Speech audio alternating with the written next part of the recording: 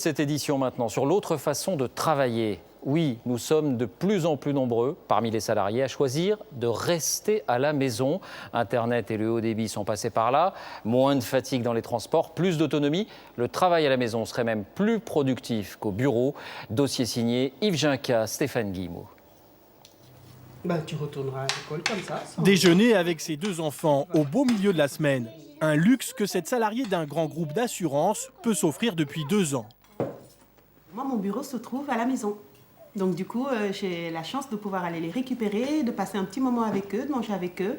Et je les ramène à l'école. La plus grande, elle va toute seule à l'école, elle est au collège. Et mon bureau est juste derrière la table à manger. 4 jours par semaine, elle fait le même travail qu'au siège de son entreprise. Sauf qu'elle ne traverse plus la région parisienne pour s'y rendre. Un trajet pénible qu'elle a fait pendant 7 ans.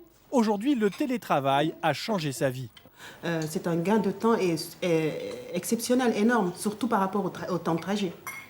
Le temps de trajet, je finis, je suis à la maison.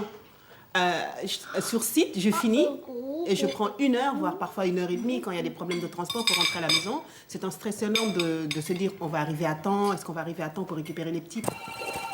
Son métier, ALD Automotive Assistance, Maguette, bonjour. répondre aux appels d'automobilistes en panne et proposer des solutions.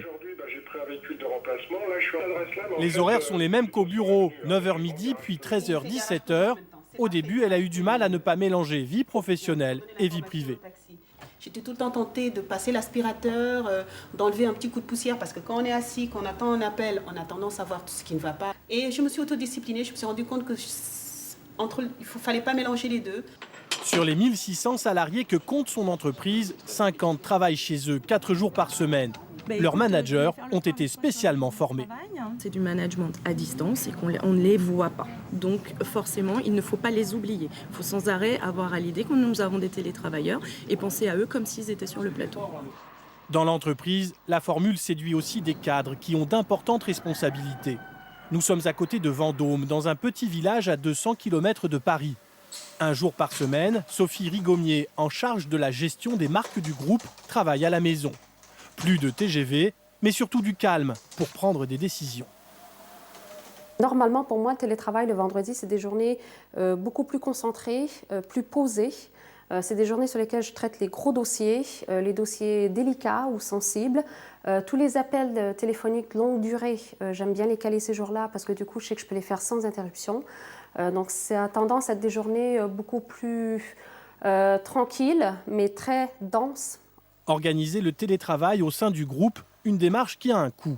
Un poste informatique installé à domicile, la facture peut atteindre 450 €. Mais finalement, l'entreprise s'y retrouve. Moins de retard, moins d'absence et surtout moins de fatigue et de stress. On peut enregistrer une productivité d'environ plus 5% par rapport à un exercice sur site.